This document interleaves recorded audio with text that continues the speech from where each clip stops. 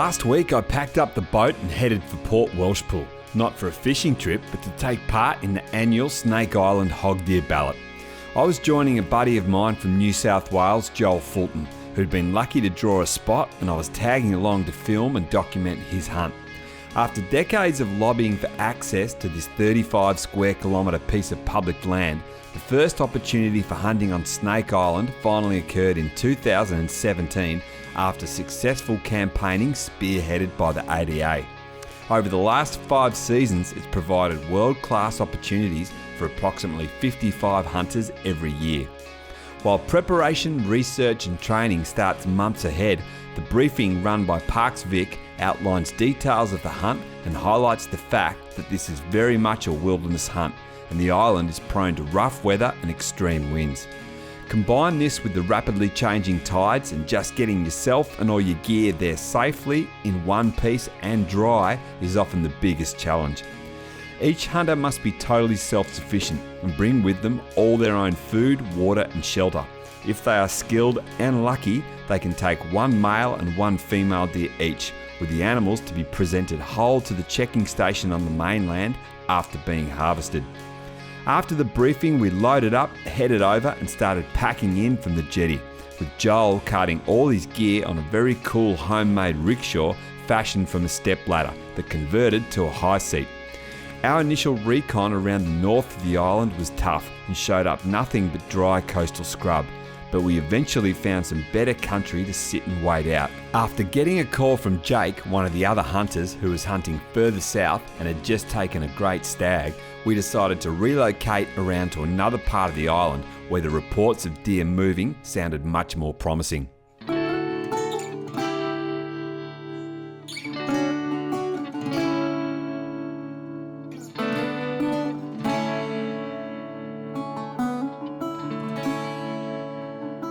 Seems a bit of a loss not to be out there on a magic morning like today, but we're planning to sacrifice a little bit so we can kind of gain a whole lot more, because we're going to make a move today. We've got to give up our morning hunt so we can pack up and get back up to the boat to catch the high tide and then move around south.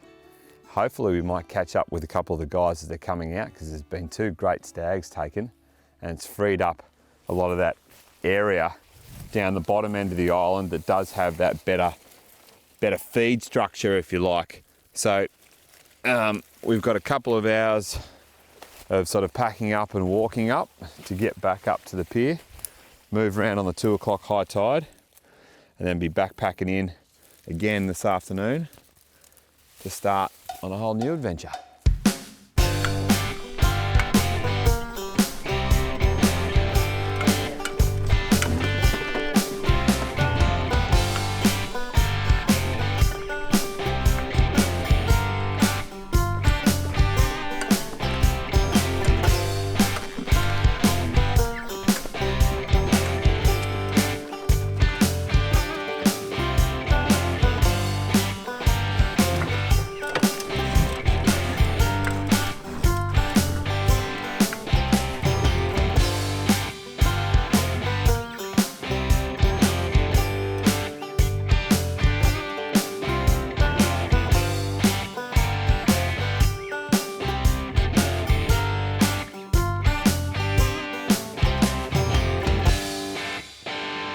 That's a good sight to see.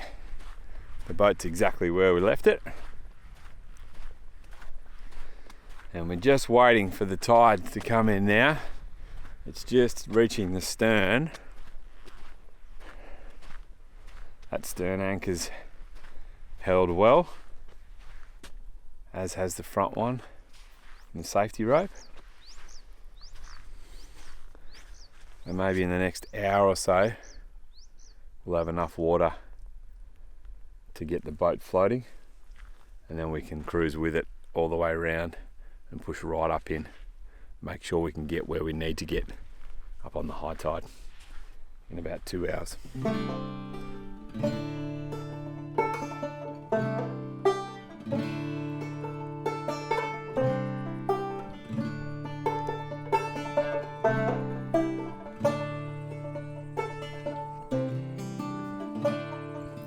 With another big trek ahead of us, Joel and I made the most of the downtime while we could, and since he'd packed in cheese and bickies, I was more than happy to help him lighten his load. Soon enough, we had water around the boat, and using the inflatable, we transferred all our gear across the mudflats, loaded up, and then made the move around to the Gulf, which lies on the eastern side of the island. If we could make it up, it would give us access through the bush and into the southern part of the island where we wanted to hunt. We ended up having the boat stuck in the mud a bit, even though we're on high tide. It was a bit hard to get out, but we did. We've missed the tide though by about half an hour, so it's a bit of a slow, steady crawl up here. We need to get up the end of this gulf, try and walk in. Just keeping my eyes glued on this, on the plotter and on the seabed to see how far we can get up in here. Just when Joel and I were thinking, you know, we'd really made a meal of it, we've punched up in here, and I thought I spotted a tinny in there, and it did, and it's Jake who's done the exact same thing as us, and he's stuck a bit higher. And right now we are his knights in shining armour, coming to help get his tinny out and help him get his stag out. So it's good to be able to lend a hand. Keen to check out this animal. Well, it looks like Jake's staying another night. Tide's beating him good and proper. We thought we might be able to help him, but it's not going to happen. Anyway, he's got enough food and water. We'll get our backpacks and stuff ashore here and the inflatable and start walking in. After making it up the Gulf to relocate, we were on our way in and Jake was on his way out, but the tide had left him high and dry. He was now forced to stay another night, but was kind enough to help us unload. And once our gear was across to the shore, Joel and I were both keen to see and hear about his successful hunt. Cruising around the top of Big Hole and thought I'd go and check the beach out first. It was about 9 o'clock, hadn't really seen much happening. And then came back from the beach and stuck to the east side of the Big Hole and followed the sort of fringe around, and about 300 metres down off the track, the northern track, bumped two roos, and they sort of stood up. Didn't pay too much attention, the wind was alright, they weren't too sure what was going on. And they sort of noseyed quietly back into the bush, and I then sort of saw a bit of ragwort blowing in the wind, and I just thought, oh, this looks a bit thicker than a ragwort. And then, yeah, just saw another little antler poke up on the other side of that, so I was like, oh, that's a hoggy there. And then 17 minutes later, standing there, he presented himself a shot in the head. That's all I could see. Bit anxious wait. Yeah, long time waiting there. And you sort of start questioning yourself whether you need to move in or what to do. But patience prevailed, and here he is. We left Jake to settle in for the long wait until the next high tide. I'm sure he didn't mind though, as he was on top of the world. Up off the beach though, Joel was in a different world, a world of hurt, as we had a large expanse of thick grass to navigate, and it was tortuously slow going, pulling the rickshaw. The lure of the now perfect weather and frequent deer sightings where we were heading kept him going, and he did a cracking job bashing through. Jake had pointed us in the direction of an old snig track that he'd found when carrying out his stag, which turned out to be our saviour, as it gave us great access along the top of the old dunes, and we started to make some pretty good time. Big effort, this one, particularly for Joel, lugging his rickshaw through here. That start was brutal. We've picked up a track here, and we're just absolutely glued to the Garmin Rhino, making sure we stay on this track, because trying to get through these undulating sort of dunes and dips that just full with 4 foot high bracken fern would just be impossible with the rickshaw. So we've worked out this track is going to take us up there to the north, intersect us with another one, and then we're going to head back west and then find camp, hopefully within short walking distance of some more clearings It should have some good sign on. Come on. Come on. Come on. Here we go. Joel put in a massive effort lugging his gear and he worked hard getting it through the last of the thick stuff. Then life got easier as we made it out onto the main track. With the weather absolutely perfect, we dumped our gear and headed straight out for a stalk as the sun was starting to drop, and I was convinced that this change in the weather that had brought the perfectly still conditions would just have to bring the deer out and about. A refreshed Joel now only had eyes for the task at hand, and that was scouring the landscape for any movement that indicated deer. The roos were out feeding, which was a great sign, and as we closed in on a large clearing, we had an ideal breeze in our face and took it extra slow. The one on the left is better than the one on the right. There's 2 stags out there. There's about 3 roos in the paddock as well, closer.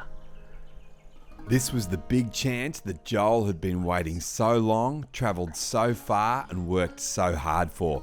He picked his target, but as hog deer do, it quickly grazed off and was now obscured in between the tussocks.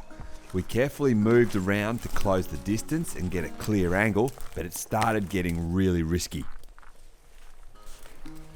There's a hind in the bush edge over there. It's locked onto us. The stag's feeding out in the middle. If she barks, we're busted. As the light dropped away, deer seemed to be emerging everywhere to feed, and we now literally only had seconds before one of them would either see or smell us, sound the alarm, and they'd vanish.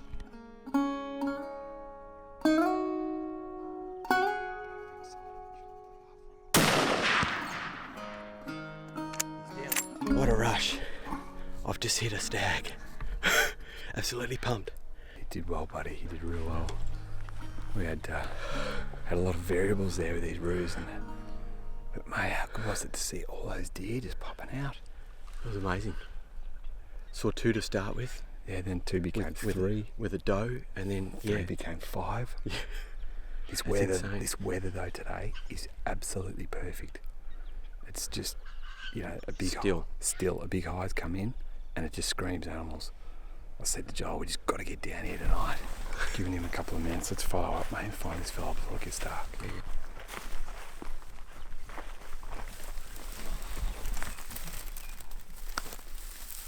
Mate, that is a ripping hog stag. I'm really happy. He is beautiful. I'm happy with him. Wow. Beautiful shape. With a curl on that. Nice tops on this side here. Got that salt and pepper to his coat. Absolute mint condition. Look how thick that neck is. Look at that. Sign of the times, mate. It's a Corona fist pump. Congratulations, mate. I'm so happy for you. You've worked really hard. You've come a long way. You're facing 2 weeks lockdown when you go home. Yeah. Isolation. But we've come from one end of the island to the other. We got stuck in the tide today. We pushed and hauled boats, and then we made it. Then we dragged, and you've really done well skull dragging that rickshaw in here. And you didn't need. Which we didn't need. You so wanted to shoot one out of it. Yeah. But I reckon it's going to come in handy getting this thing out. Yeah. That's going to be worth its weight. Yeah. What you've done there. Yeah. And especially when we've got a doe on it as well. Yeah. That's coming. Yeah. Well, that's it. Well, you've got a couple of days. The weather is amazing, which you've spoken about. So there's a good chance. But we've been barked out. Other than the print, we haven't seen anything. And to see all those deer out there, that's just. It's an amazing sight to see in it for any deer hunter to see them grazing out like that and have it all go our way. Funnily enough, it's like they're all here. The breeze has swung. Yeah. The breeze has swung against us now. If that would have been all over. They're gone. 10, 15 minutes ago. Yeah. Yep, one shot with the ticker, all done. Now the real fun and game starts of getting these things out. The logistical nightmare that Snake Island is, but mate, it's going to be fun. Yeah. Again, well done, buddy. Double fist bump. Cheers.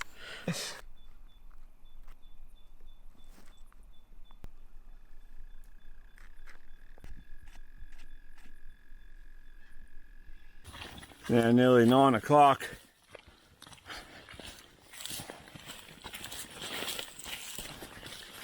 We're getting there. About 100 metres to go. The end is in sight. In fact, it's here. Oh. Oh. Yes. Yes. Oh.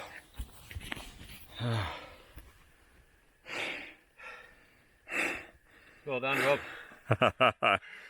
Whew, I don't know you, mate. I'm knackered. I'm knackered. I got nothing in the tank. That's been a big day. Big day. That's one we'll remember for a while. Oh yeah.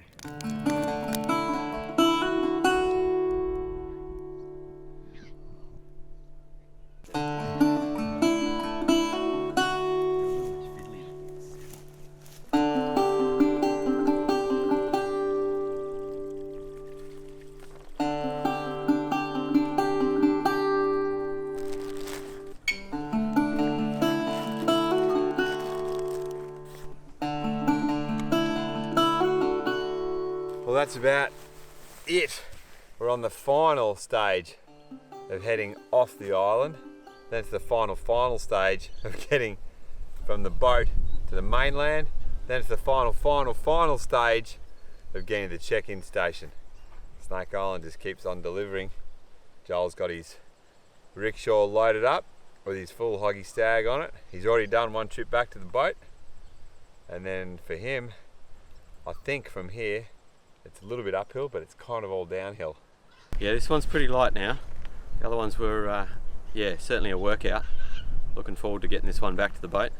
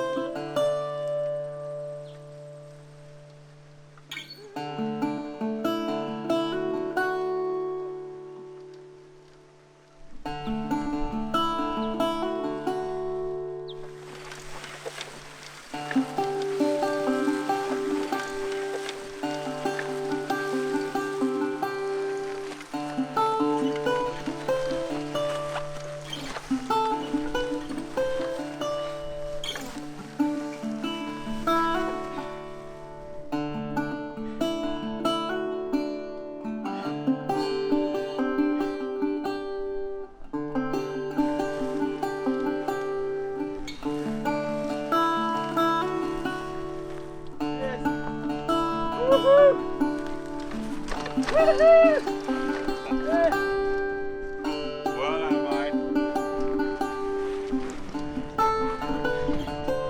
That's what you call a carry out. Oh.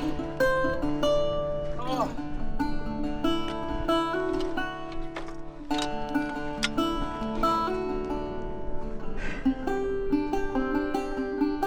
Oh. Snake Island. Wow.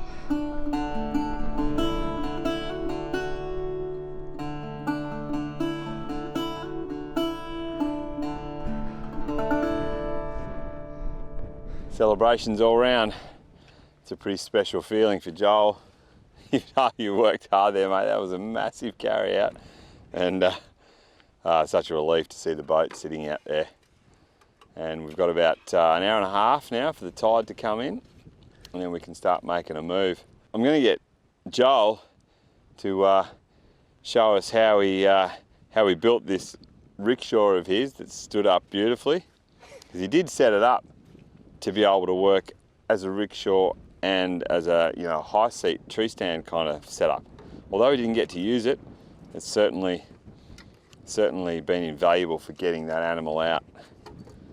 So while we're waiting here for the tide, we're going to get a run through this engineering feat. I was inspired to make this rickshaw ladder combination from the information we got at the Sunday Island information weekend early in January. Yeah, they really encouraged us to have some sort of high seat. They only had ladders on show. They didn't have anything with wheels, but they did indicate that something with wheels would be pretty handy to move around. I started out with this is like the third variation of the final piece.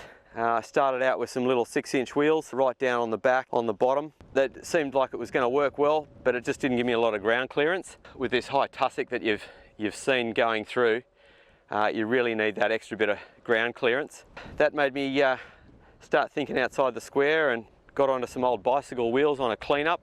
Pulled the bicycle apart, got a mate to weld up the forks onto an L bracket you get from Bunnings. Just bolted it on the side of the frame. Being a Sparky, I just got some, light duty conduit and made up this little frame here that could pull apart.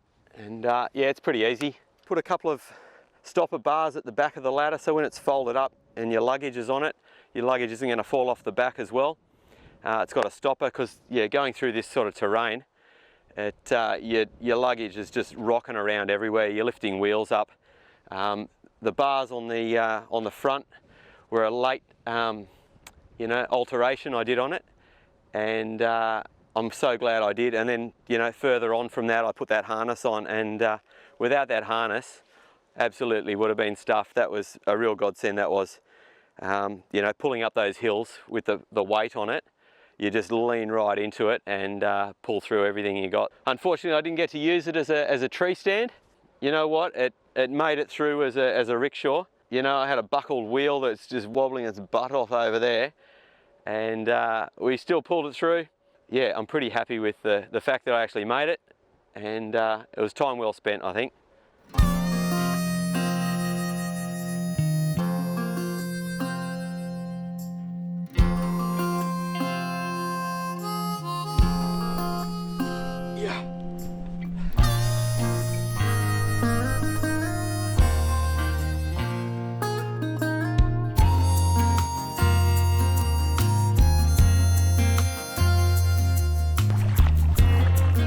Temperature's dropped, the wind's up. It's probably about the right time for us to get off. With everything finally on board and enough water under the boat to clear the mud, we phoned through to the checking station attendant telling him we were inbound and headed out of the Gulf on the rising tide and made our way north straight back to Port Welshpool and then onto the checking station, which is only a 2-minute drive from the boat ramp. My name's Andrew. I'm the checking station operator down here at Port Welshpool. It's my job to check deer as they come in off Snake Island. It's a regulatory requirement that those deer are checked for a whole variety of measurements. They have to come in whole to me. They can be caped, gutted obviously. Basically, I take a variety of measurements, height, weight, length, girth, antlers. We're taking all that data. It's all recorded. It helps manage the population on Snake Island, work out what's there. It's a really enjoyable job. Anybody who comes to see me is always really chuffed. They've had a week on the island. They've had a great adventure, and they come back with a fantastic deer. I don't get to see any of the sad ones who go home crying. I love being a part of it, really. Everybody's really keen to get to me, they're always very chatty when they get here, and I don't think I've heard any sob stories. Pretty much everyone's had a really good time over there. What do you think the average stag size in antler would be coming off the island over the years? Probably 12-incher. I've said to a lot of people, if you're over there and you see a 12-incher, for God's sake, just shoot it. Yep. I know we have had people who've come back, and they've been disappointed because they saw a good one and they were waiting for a better one. If you shoot a 14-incher on Snake Island, you've shot a really good deer, and 16 is absolutely spectacular. Just as we arrived, another hunter, Brad, pulled in with his successful harvest. Brad had come all the way from Queensland and had been entering the ballot for over a decade, and he was rapt to get the rewards after so much effort. Pretty happy. We went in on Sunday afternoon, went down, made camp up. First thing Monday morning I went out and I set up a ladder stand on a swamp. It's a pretty good spot. Didn't see a lot of deer. First day I only saw a spike. He came out, had a bit of a feed round, chased the crows, and there was nothing more and dark. So the next day, back again at about 9:30, I suppose, and about lunchtime a hind came out and she had a bit of a feed round. Once again, chased the crows. I don't know what it is with the crows. Interesting. Yeah, and that was the only 2 deer that I spotted on those first 2 days, and then yesterday, sat all day, nothing came out until 4:30. I just had the transistor radio listening to the news with the earpiece in, rolled that up, put it in my pocket, looked up, and this guy was standing at the far end of the swamp. And yeah, so I actually climbed down out of the tree, out of my ladder stand onto the ground, and I took the shot at 220 yards. So yeah, pretty happy. Great stuff, mate. He's an older animal, and he looks like he's going back a bit, so his best head was probably last year. So he's a good one to take out of the system as well. For Joel and all the other lucky ballot winners, they'd sure had the trip of a lifetime, and it was a privilege for me to share the hunt with such a great bunch of blokes. Snake Island had well and truly lived up to its reputation as a massive adventure and a world-class hunting destination, and proof of the undeniable value of sustainable hunting on public land.